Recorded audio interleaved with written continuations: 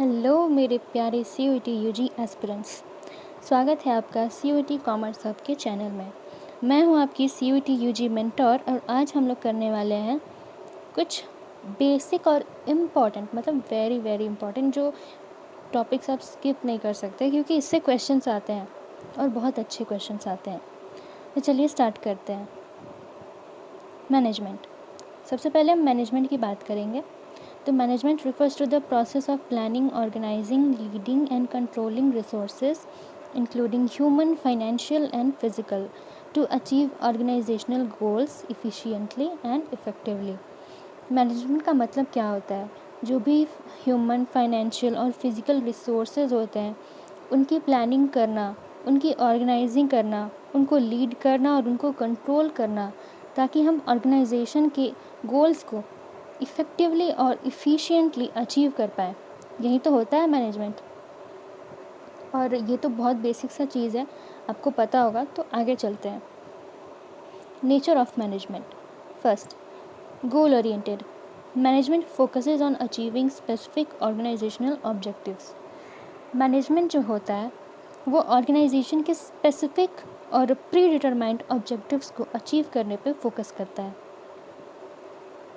इसलिए इसको goal oriented बोलते हैं। Next, universal. It is applicable across all types of organisations, business, non profit, government, etc। ये जो मैनेजमेंट का प्रोसेस है ना, ये यूनिवर्सल है। ये आपको हर टाइप की ऑर्गेनाइजेशन में देखने को मिलेगा, चाहे वो बिजनेस हो, NPO हो, गवर्नमेंट हो, etcetera etcetera. Third, continuous process. Management एक ऑनगोइंग और कंटिन्यूअस प्रोसेस है। ये हमेशा चलता ही रहता है। एक प्रोसेस या एक ऑब्जेक्टिव अचीव करने के बाद आपको नेक्स्ट के लिए प्लानिंग करना ही होगा, ऑर्गेनाइजिंग करना ही होगा, स्टाफिंग करना ही होगा। तो ये प्रोसेस चलता ही रहता है, कभी रुकने वाला है नहीं। और ये डायनामिक प्रोसेस है जो कि हमेशा अपने एनवायरनमेंट के अकॉर्डिंग इसमें एडजस्टमेंट रिक्वायर करता है। बिना एडजस्टमेंट के, बिना अडेप्टेबिलिटी के ऑर्गेनाइजेशन अपने ऑब्जेक्टिव्स को इफ़ेक्टिवली अचीव नहीं कर पाएगा। Next, integrated process. ये एक इंटीग्रेटेड प्रोसेस है। कैसे? It involves coordinating different functions like finance, marketing, human resources, etc to work towards common goals. Management different functions जैसे फाइनेंस, मार्केटिंग, ह्यूमन रिसोर्सेज, इन फंक्शंस को कोऑर्डिनेट करता है, सबको साथ में लेकर के चलता है ताकि हम लोग अपने कॉमन गोल्स को अचीव कर पाएँ, उसके लिए वर्क कर पाएँ। Next, people oriented. Management involves working with people and requires effective communication, motivation and leadership skills. अब पीपल ओरिएंटेड से क्या मतलब है? इसका ये मतलब है कि मैनेजमेंट जो होता है वो इन्वॉल्व करता है कि उसमें पीपल वर्क करें और उसमें इफ़ेक्टिव कम्युनिकेशन हो, मोटिवेशन हो और लीडरशिप स्किल्स भी हो। जो भी मैनेजर होता है वो इफ़ेक्टिव मैनेजर तभी कहलाएगा जब वो उसके अंडर में वर्क कर रहे सबऑर्डिनेट्स को इफ़ेक्टिवली मैनेज कर पाए, उनको लीड कर पाए, उनको मोटिवेट कर पाए, अच्छे से कम्युनिकेट कर पाए ताकि वो गोल्स को अचीव करने में लगे रहें। Advantages of management. Increases efficiency. Proper management ensures optimal use of resources leading to greater productivity। अब मैनेजमेंट के क्या फ़ायदे हैं? तो पहला तो ये, इससे इफ़िशियंसी में इजाफा होता है। अगर प्रॉपर मैनेजमेंट होना तो रिसोर्सेज का सही और उचित यूज़ होता है जिससे कि प्रोडक्टिविटी बढ़ती है। समझे? अगर आप जो रिसोर्सेज हैं उसको आप अच्छे से यूज़ ही नहीं करोगे तो एक तो वेस्टेज होगा, और वेस्टेज होगा तो फिर प्रोडक्टिविटी कैसे बढ़ेगी? वही बात है ना। Next, achieves organisational goals. Helps in setting and reaching short term and long term objectives.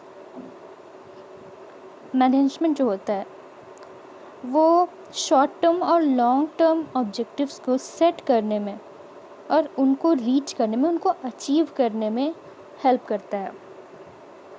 आखिर किस लिए करते हैं मैनेजमेंट? ऑब्वियसली ऑर्गेनाइजेशनल गोल्स को अचीव करने के लिए। तो ये भी एक इसका एडवांटेज है। Third, improves decision making. Through planning and coordination management supports informed and effective decisions. Management जो होता है वो प्लानिंग और कोऑर्डिनेशन की हेल्प से इन्फॉर्म्ड और इफ़ेक्टिव डिसीजंस लेने में और टाइमली डिसीजंस लेने में हेल्प करता है। अगर जो जो भी हमारे मैनेजमेंट के प्रोसेसेस हैं, जैसे planning, organising, staffing, directing, controlling, इनको अगर हम अच्छे से कोऑर्डिनेट करें तो फिर हम टाइमली, इफ़ेक्टिव और इन्फॉर्म्ड डिसीजंस ले सकते हैं अपनी ऑर्गेनाइजेशन के रिगार्डिंग, जो कि हमें लॉन्ग टर्म में इफ़ेक्ट करेगा। अगर डिसीजंस अच्छे हुए तो काफ़ी अच्छा हो सकता है, प्रॉफिट बढ़ेगा, प्रोडक्टिविटी बढ़ेगी, तो इससे काफ़ी बेनिफिट मिलेगा। बट अगर जहाँ डिसीजंस रॉन्ग हुए तो सब उल्टा पड़ जाएगा सब कुछ। इसीलिए मैनेजमेंट के प्रोसेस को साथ में अच्छे से कोऑर्डिनेट और इंटीग्रेट करके चलाना बहुत ही इम्पोर्टेंट होता है। Next, enhances coordination. वही बात हुआ जो अभी पिछले पॉइंट में किए हम। Ensures that all departments and team work together to meet organisational goals. Management का काम ही क्या होता है कि वो सब मैनेज करना, जो भी रिसोर्सेज हो, डिपार्टमेंट्स हो, जो भी फंक्शंस हो, सबको मैनेज करना, कोऑर्डिनेट करना। और जब हम मैनेजमेंट करेंगे तो कोऑर्डिनेशन ऑब्वियसली इन्हेंस होगा। सारे डिपार्टमेंट्स जब कोऑर्डिनेट होंगे, टीम साथ में वर्क करेंगे, तो अपने ऑर्गेनाइजेशनल गोल्स भी अचीव होंगे। Next, fosters innovation. encourages creativity and new ideas through structured planning and management processes. Management जो होता है वो इनोवेशन को बढ़ावा देता है, या कह सकते हैं कि इनोवेशन को विकसित करता है। कैसे? जब हम प्लानिंग हो या बाकी के मैनेजमेंट प्रोसेस जैसे ऑर्गेनाइजिंग, स्टाफिंग, डायरेक्टिंग, जब इन सबको एक स्ट्रक्चर्ड और सिस्टमेटिक वे में करते हैं तो एक ऐसा इन्वायरमेंट क्रिएट होता है जहाँ पे एम्प्लॉयज़ अपनी क्रिएटिविटी दिखा पाते हैं, न्यू आइडियाज़ ला पाते हैं। तो इसी तरह से मैनेजमेंट जो है वो इनोवेशन को फॉस्टर करने में भी हेल्प करता है। Costly. Proper management requires skilled personal, training and resources which can be expensive. अगर हमें प्रॉपर मैनेजमेंट करना है तो उसके लिए हमें skilled personal, training and resources का ज़रूरत होता है, जो कि बहुत ही एक्सपेंसिव है। अब आप ऐसे ही किसी को भी तो मैनेजमेंट के लिए बिठा नहीं सकते हैं ना ऑर्गेनाइजेशन में। कोई स्किल्ड पर्सनल चाहिए होगा, और जो भी स्किल्ड पर्सनल होगा वो हाई वेजेस या हाई सैलरी भी मांगेगा। ऐसे ही तो काम नहीं करेगा ना। या फिर अगर आप चाहते हैं कि आप किसी एम्प्लॉय को ट्रेनिंग दे करके मैनेजमेंट के लिए रखें, तो अगर आप उसे ट्रेनिंग भी देंगे तो उसमें भी एक्सपेंस आएगा ना आपका। Next, inflexibility. Rigid management structures में hinder innovation and adaptability in changing environments. Management जो होता है ना वो बहुत एक रिजिड प्रोसेस होता है, फ्लेक्सिबल नहीं होता है, और उसके जो रिजिड स्ट्रक्चर हैं वो इनोवेशन और चेंजिंग इन्वायरमेंट्स में अडेप्टेबिलिटी में बाधा का काम कर सकते हैं। अब अगर आपका मैनेजमेंट प्रोसेस फ्लेक्सिबल ही नहीं है और सामने कोई अपॉर्चुनिटी है या कोई थ्रेट है और आप उसके अकॉर्डिंग अपने प्रोसेसेस को या स्ट्रक्चर को चेंज नहीं कर पा रहे हैं, तो आपके इनोवेशन में या फिर आपके ग्रोथ में ऑर्गेनाइजेशन के वो हिंडर करेगा ना, बाधा का काम करेगा ना। तो इसीलिए बोल रहे हैं कि ये इनफ्लेक्सिबल है। Third, overload. Over management can lead to excessive bureaucracy and decision delays impacting performance.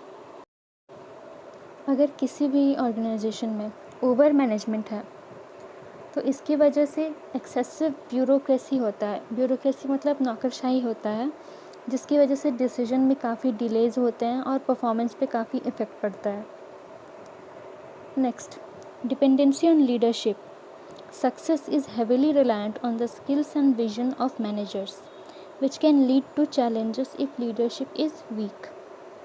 किसी भी ऑर्गेनाइजेशन का सक्सेस उसके मैनेजर्स के स्किल्स और विजन पे बहुत ही हेविली रिलायंट है. अगर लीडरशिप ही वीक है तो बहुत से चैलेंजेस और ऑब्स्टिकल्स का सामना करना पड़ सकता है. Next, conflict. Management processes may cause conflicts due to differing goals and priorities among teams or departments. सबके अपने अलग गोल्स और प्रायोरिटीज़ होते हैं. मैनेजमेंट की वजह से इनके बीच में कॉन्फ्लिक्ट्स आने के चांसेस बहुत ज़्यादा होते हैं. जितने भी अलग अलग टीम्स हैं और डिपार्टमेंट्स हैं वो सब अपने एक अलग ही इंडिविजुअल गोल्स रखते हैं और वो अलाइन नहीं करते ऑर्गेनाइजेशनल गोल्स के साथ. तो इसीलिए कॉन्फ्लिक्ट्स अराइज होने के बहुत से चांसेस होते हैं. लास्ट लाइन इसमें ये कह रहा है कि effective management balances these factors to create a productive, harmonious and innovative environment with an organisation. अगर किसी भी ऑर्गेनाइजेशन में इफ़ेक्टिव मैनेजमेंट है तो वो इन फैक्टर्स को बैलेंस करता है एक प्रोडक्टिव, एक हार्मोनियस और इनोवेटिव इन्वायरमेंट क्रिएट करने के लिए किसी भी ऑर्गेनाइजेशन में. आज के लेक्चर में यहीं तक. नेक्स्ट लेक्चर में हम लोग स्टार्ट करेंगे प्रिंसिपल्स ऑफ मैनेजमेंट. अगर आपको मेरा ये लेक्चर पसंद आए तो इसे लाइक करें, शेयर करें. कमेंट्स में आपको जो भी क्वेरी हो या कोई भी आपका कॉम्प्लीमेंट हो या क्रिटिसिज्म हो, कुछ भी हो, everything is welcome in the comment section. आप मुझे कमेंट करके बता सकते हैं. So thank you everyone.